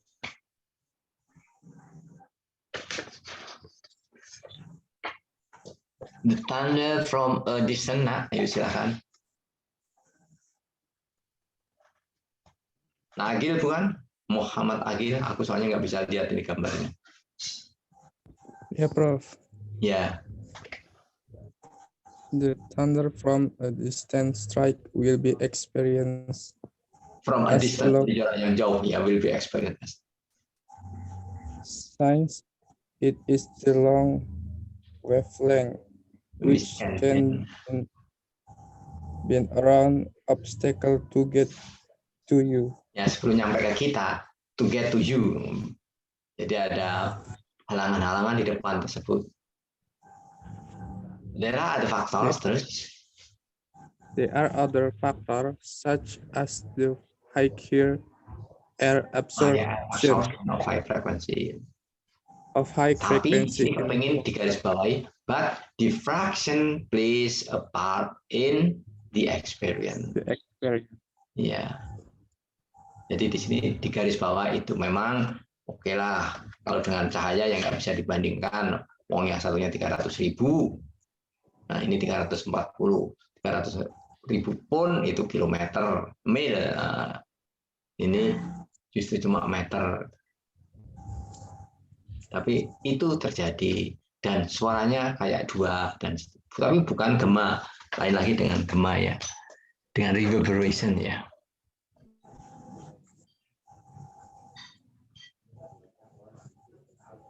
You may perceive diffraction to have a dual nature, saying the same phenomena which cause wave to bend around obstacles cause them to spread out past small openings. Ya. Ya karena ada dua hal pada hakikatnya dual nature. Jadi karena sama gejala yang sama menyebabkan gelombang tersebut bengkok gitu, seolah-olah begitu. Karena ya dia nabrak kan pasti arahnya berbeda begitu. Jadi causes them to spread out past small openings. Jadi seolah membuka baru, ada gelombang kalau digambar begitu, yang tadinya gelombangnya sama-sama, kemudian membuat gelombang baru yang terlambat dengan gelombang yang tidak ada hambatannya, tidak ada tiangnya kalau kita lagi di amphitheater atau kalau kita lagi di lapangan gitu. Kita tidak beruntung karena di depan kita ada pohon kelapa gitu. Itu kira-kira gambarannya begitu. This aspect of diffraction also has many implications. Besides being able to hear the sound wave when you are outside the door, as in the illustration above, the spreading out of sound wave has consequence when you are trying to soundproof a room. Jadi aspek atau kalau bisa saya katakan sih akibat dari diffraksi ini akan banyak implikasinya, sebenarnya tidak banyak ya. Ini kalau di sini disebutkan dua tuh. Besides being able to hear the sound when you are outside the door, ya karena tidak mesti kita di dalam itu tidak bisa mendengar, karena nabrak dia akan membuat gelombang baru secara teori itu. Kalau intensitasnya tinggi, kalau suaranya keras, walaupun kita kenain banyak sekali hambatan, this spreading out of sound waves has consequences when you are trying to soundproof. Nah ini juga harus perhatikan betul kalau kita mau mendesain. Saya berkali-kali cerita tentang hal ini. Ya sayangnya, padahal dekat sebetulnya kalau ke Serpong ya, tapi karena sekarang sekarang COVID ini susah masuknya. Tahun kemarin juga sama, kepengen tidak boleh karena masih belum diperkenankan. Ini bagus sekali anakku. Oh begini ya bermain-main dengan bunyi itu. Karena jelas dengan tempat untuk eksperimen yang cukup bagus, anakku bisa ditunjukkan akibatnya mungkin malah baru dengar atau geli mendengar bunyi yang bisa berkejaran begitu atau sebaliknya yang banyak ngomong tapi tidak kedengaran. Bagaimana sebenarnya amplifier itu berfungsi.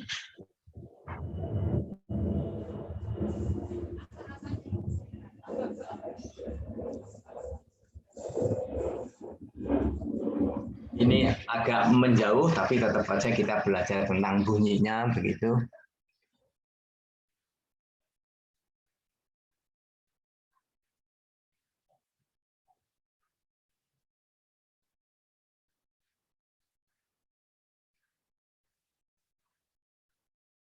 Nah, Raihan lagi, coba. Good soundproofing requires that a room be well sealed. Coba nak diteruskan. Nak.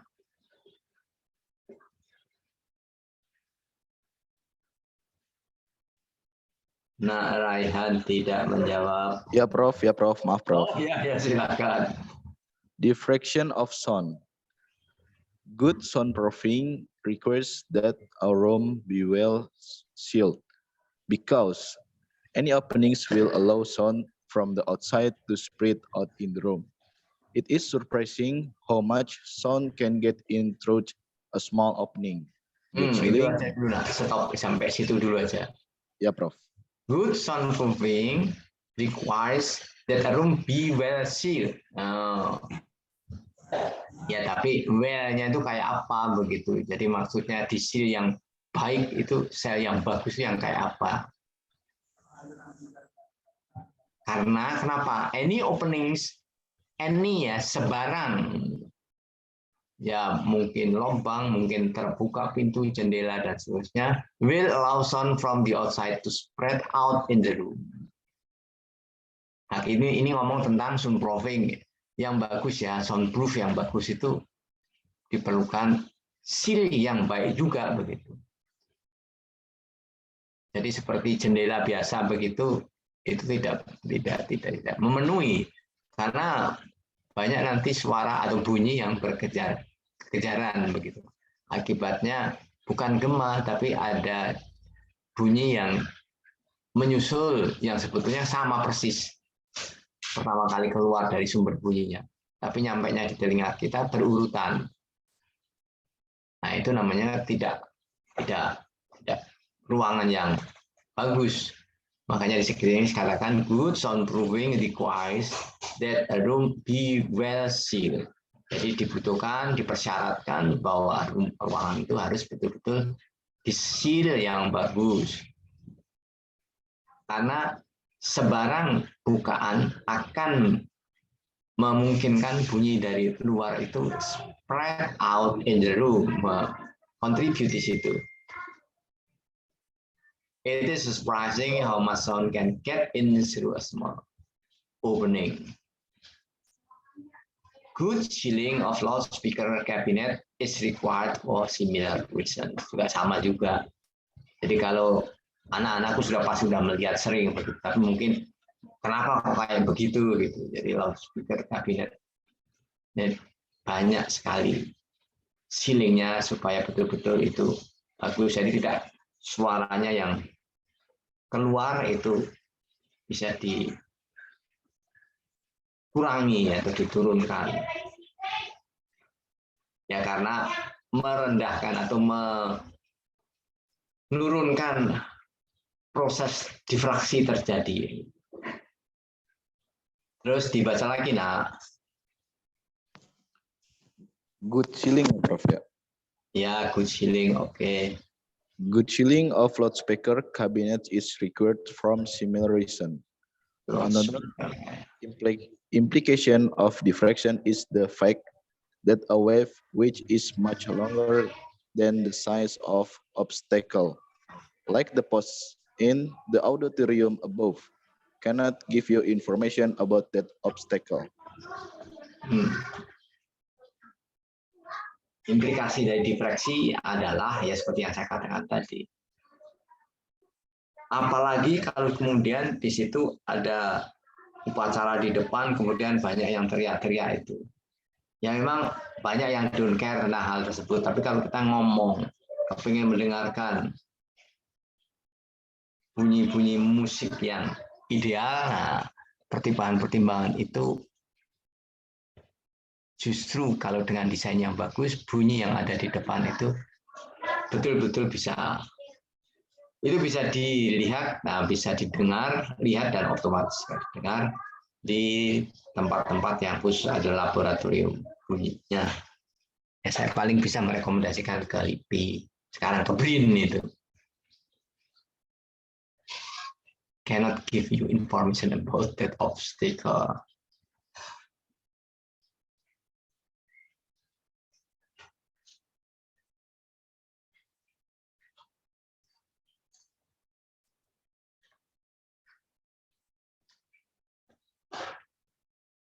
Ini curang saya, tapi paling tidak anakku, ya kalau saya lebih gampang kalau ngomong bunyi itu ngelihat juga dari cahaya, tapi tolong diingat bahwa kecepatannya berbeda, begitu aja.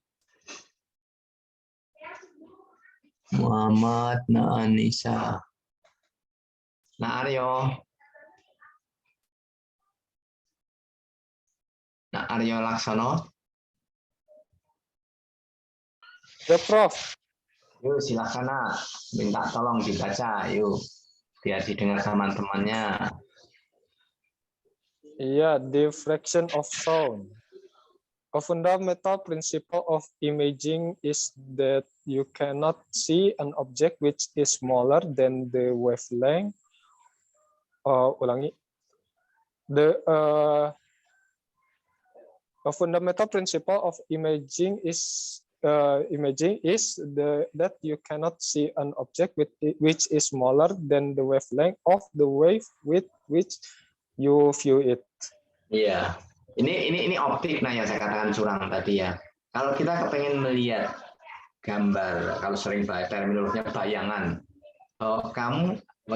Anda tidak bisa melihat objek tersebut bila itu lebih tinggi daripada gelombang yang kita bisa lihat begitu. Ini masalah yang umum, apa saja lah. Jadi pasti yang terlihat adalah yang panjang gelombang yang panjang. Dalam artian terlihat di sini memang masuk di dalam visible light begitu, bukan terlihat sembarang semuanya enggak. Jadi di dalam rentang panjang gelombang tampak. Nah, ini juga sama, bunyi juga sama begitu, nak. Jadi dalam rentang yang audible kita bisa mendengar. Tapi kalau ada dua orang, yang satu teriak keras, yang satu lemah, ya pasti yang terdengar yang teriak keras kan. Itu kan kayak begitu. Paling sederhana ngomongnya begitu.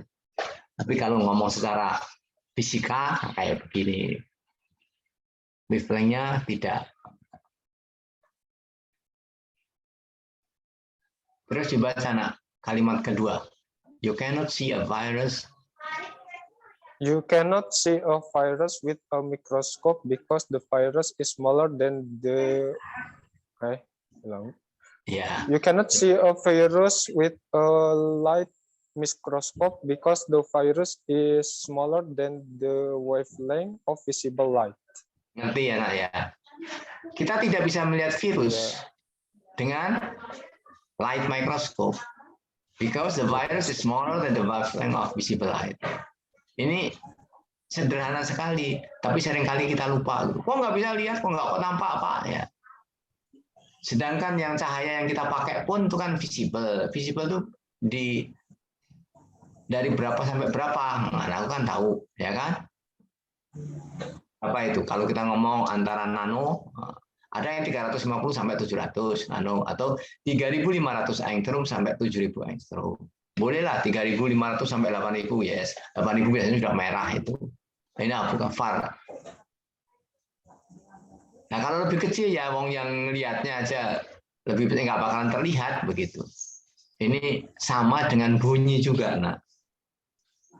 Jadi apa yang kita bisa lihat pasti dalam rentang tersebut. Kalau lebih, ya sebetulnya juga bisa ditambahin kalau lebih impossible kita mau melihat tersebut. Baca terusnya, nak. Salah. The reason for that limitation can be visualized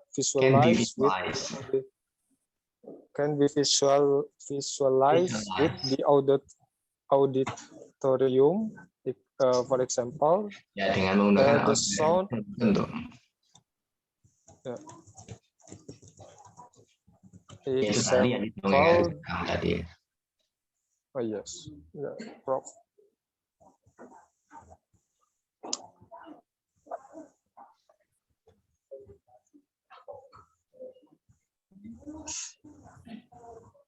Gimana? So your experience with sound can give you insight into the limitation of all kinds of imaging processes. Jadi di sini ngomongnya bunyi, contohnya cahaya. Sesudah itu kita ngomong bunyi, kita mengatakan keterbatasan kalau kita mau membuat imaging processes. Tapi at least pemisalan ini membantu anakku begitu. Tidak mungkin kita melihat sesuatu yang besar dengan kemampuan panjang gelombang yang pendek. Pasti akibatnya juga akan berbeda. Ya kalau konsep-konsep X-ray ya, nak ya.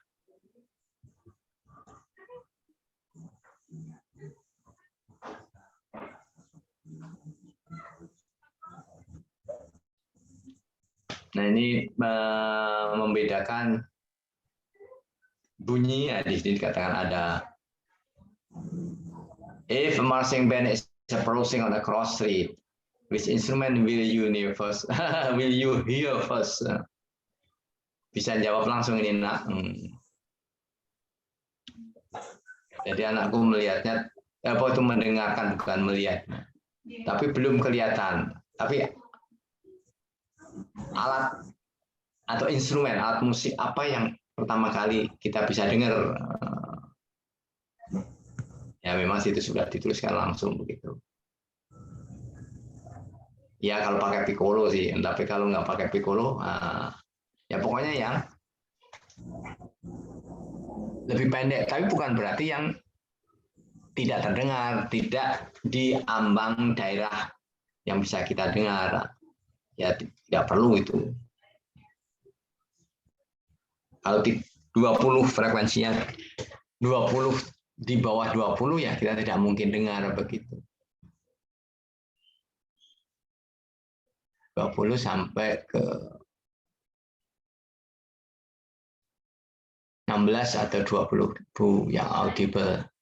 Kalau di sini tend to be more directional because they don't diffract as much.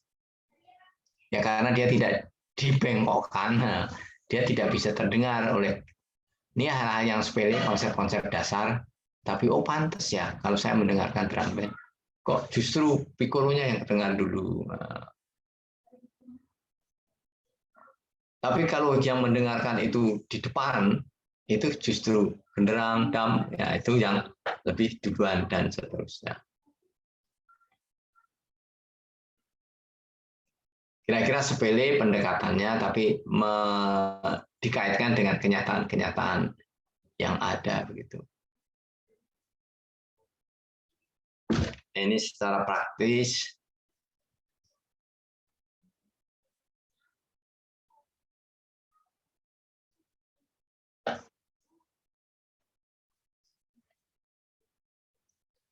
Maaf ini anakku semua, nak Raihan, nak Agi, nak Anissa, nak Agis, nak Aryo. Jamnya jam berapa di situ di rumah? 11.42. 11.42. Oh iya, ini jam saya yang kebablasan. Gimana, mau terus atau mau berhenti saja?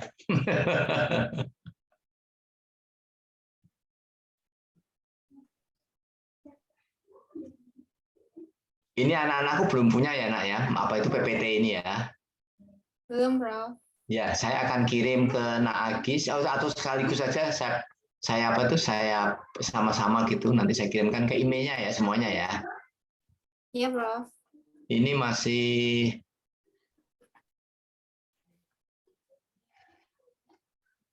1, 2, 3, 4.